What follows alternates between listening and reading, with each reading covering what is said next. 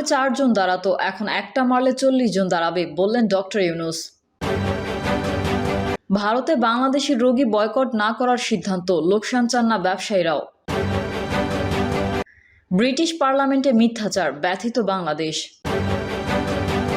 ফরিদপুরে সাবেক ও বর্তমান চেয়ারম্যানের সমর্থকদের সংঘর্ষ, আহত ১২। এবং সর্বশেষ জানাবো, নির্বাচনী রোডম্যাপের সঙ্গে কতগুলো জাতীয় উদ্যোগের সম্পর্ক রয়েছে, বললেন ইসি মোহাম্মদ সানাউল্লাহ। এতক্ষণ শুনছিলেন সংবাদ শিরোনাম, এবারে বিস্তারিত। তবে তার আগে অনুরোধ থাকবে আমাদের চ্যানেলটি সাবস্ক্রাইব করে বেল আইকনটি ক্লিক করুন। আগে ৪ জন দাঁড়াতো, এখন একটা মারলে ৪০ জন দাঁড়াবে, বললেন ডক্টর ইউনূস।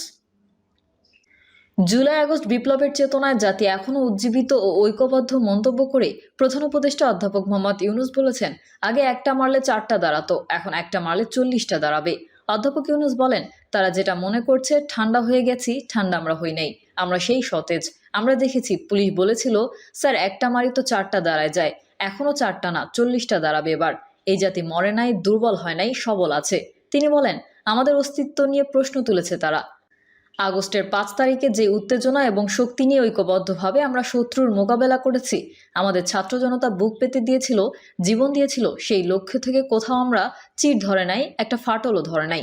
প্রধান উপদেষ্টা বলেন, আমরা এখনো সেই জাতি, যেই জাতি ৫ই আগস্ট থেকে যাত্রা করেছিলাম স্বৈরাচারী সরকারকে বিদায় দিয়ে।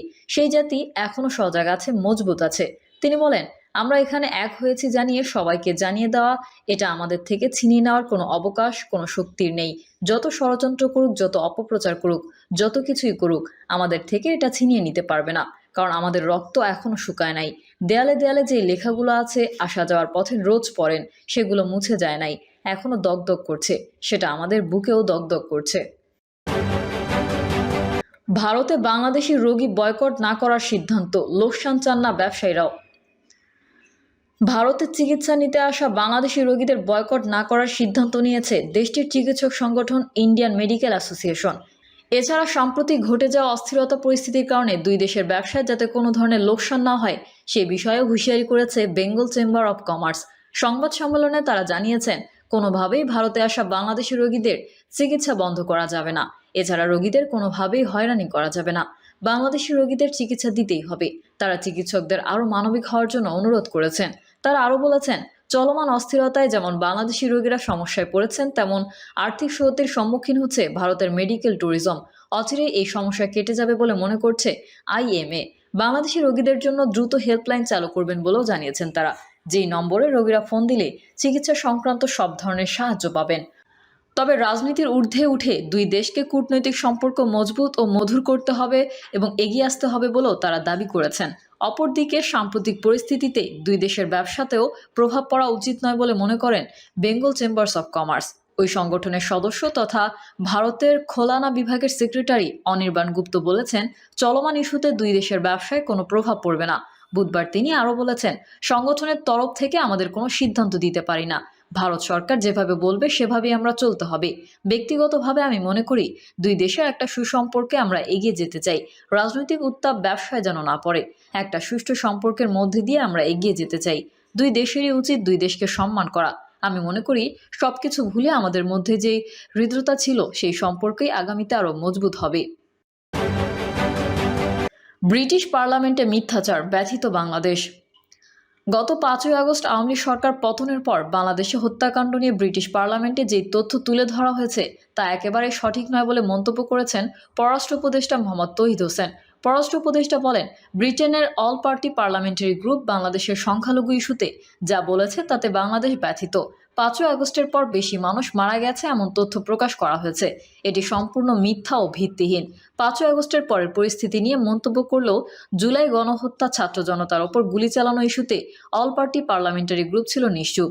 এ বিষয়টিকে দুঃখজনক উল্লেখ করে উপদেষ্টা বলেন, এত শিক্ষার্থীর মৃত্যুর কথা কোথাও তারা উল্লেখ করেনি। তিনি বলেন, সেখানে বলা হয়েছে ৫ আগস্টের আগে মাত্র ২৮০ জন মারা গিয়েছে, যেখানে সার্বিক মৃত্যুর সংখ্যা হাজারেরও বেশি বলে উল্লেখ করা হয়েছে। এটি সম্পূর্ণ মিথ্যা। ফরিদপুরের সাবেক ও বর্তমান চেয়ারম্যানের সমর্থকদের সংঘর্ষ, আহত ১২। ফরিদপুরের সদরপুরে দুই পক্ষের সংঘর্ষে ১২ জন আহত হয়েছেন। বুধবার বিকেল ৩টার দিকে উপজেলার কৃষ্ণপুর ইউনিয়নের কৃষ্ণপুর বাজার এলাকায় এই সংঘর্ষের ঘটনা ঘটে। এলাকাবাসী সূত্রে জানা গেছে, স্থানীয় আধিপত্যকে কেন্দ্র করে কৃষ্ণপুর ইউনিয়ন পরিষদের বর্তমান চেয়ারম্যান আক্তারুজ্জামান ওরফে তিতাস এবং ওই ইউনিয়নের সাবেক ইউপি চেয়ারম্যান বিল্লাল ফকিরের মধ্যে দীর্ঘদিন ধরে বিরোধ চলে আসছিল।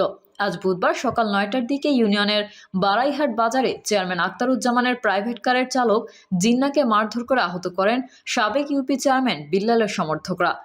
এর জের ধরে বিকেল 3টার দিকে আক্তারুজ্জামানের সমর্থকরা কৃষ্ণপুর বাজারের তরকারি হাট ও গরুর হাট এলাকায় বিল্লালের সমর্থকদের উপর হামলা চালায়। এ সময় বাজারের ওই দুই অংশের দোকানপাট বন্ধ হয়ে যায়। ঘটনার প্রত্যক্ষদর্শীরা জানান, হামলাকারীরা দেশীয় অস্ত্র নিয়ে হামলা চালালেও সংঘর্ষের এক পর্যায়ে বেশ কয়েকটি গুলির শব্দ শোনা যায়। খবর পেয়ে সদরপুর থানার পুলিশ ঘটনাস্থলে এসে পরিস্থিতি নিয়ন্ত্রণে আনে। নির্বাচনী রোডম্যাপের সঙ্গে কতগুলো জাতীয় উদ্যোগের সম্পর্ক রয়েছে বললেন ইসি মোহাম্মদ সানাউল্লাহ। নির্বাচনের রোডম্যাপের সঙ্গে সংস্কার কার্যক্রমের সম্পর্ক রয়েছে উল্লেখ করে নির্বাচন commissioner brigadier general Abul Fazal Mohammad Sanaullah বলেছেন, নির্বাচনী রোডম্যাপের সঙ্গে কতগুলো জাতীয় উদ্যোগের সম্পর্ক রয়েছে, সংস্কার কার্যক্রমগুলো রয়েছে, আমাদের অভ্যন্তরীণ প্রস্তুতির বিষয় রয়েছে। সুতরাং এক বাক্যে অবশ্যই আমাদের এটি নিয়ে ভাবতে হবে। মতবিনিময়ে নির্বাচনী রোডম্যাপ নিয়ে কোথাও আলোচনা হয়নি বলেও তিনি জানান। নির্বাচন কখন এবং কিভাবে হওয়া উচিত এ বিষয়ে আলোচনা হয়েছে কিনা জানতে চাইলে এই কমিশনার বলেন, আমরা কোনো সময় নিয়ে আলোচনা করিনি। নির্বাচন কিভাবে হওয়া উচিত, নির্বাচন ভালোভাবে করার জন্য কি করণীয় সেটা নিয়ে আলোচনা করেছি। আজকের মিটিংয়ের রোডম্যাপ নিয়ে কোনো আলোচনা হয়নি। আমাদের উদ্দেশ্য হচ্ছে যখনই হোক না কেন একটি ভালো সুষ্ঠু নির্বাচন কিভাবে করা সম্ভব। নতুন ইসি রোডম্যাপ নিয়ে ভাবছে কিনা এমন প্রশ্নের জবাবে এই কমিশনার বলেন, রোডম্যাপ একটি সামষ্টিক বিষয়, এর সঙ্গে কতগুলো জাতীয় উদ্যোগ রয়েছে। যেমন একটা সময় যখন আসবে যে এখন থেকে নির্বাচন, তখন আমার কত সময় লাগবে, সেরকম প্রস্তুতি নির্বাচন কমিশনের সব সময় আছে এবং থাকবে। তবে যেই রোডম্যাপ আপনারা চাচ্ছেন কয় তারিখে কি ঘোষণা করবেন, না, এই ধরনের কোনো আলোচনা হয়নি।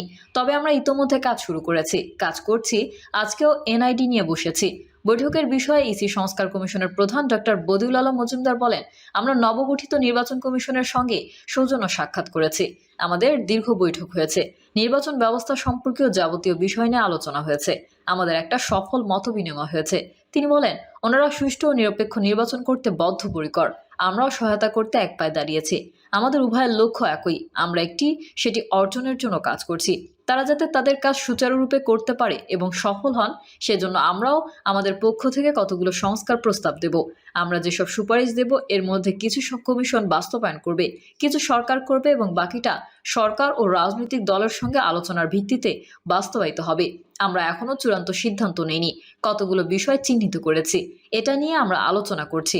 আমাদের প্রায় 1 মাস সময় আছে, এর মধ্যে আমরা সুপারিশ করে সরকারের কাছে দেব। এক প্রশ্নের জবাবে সুজন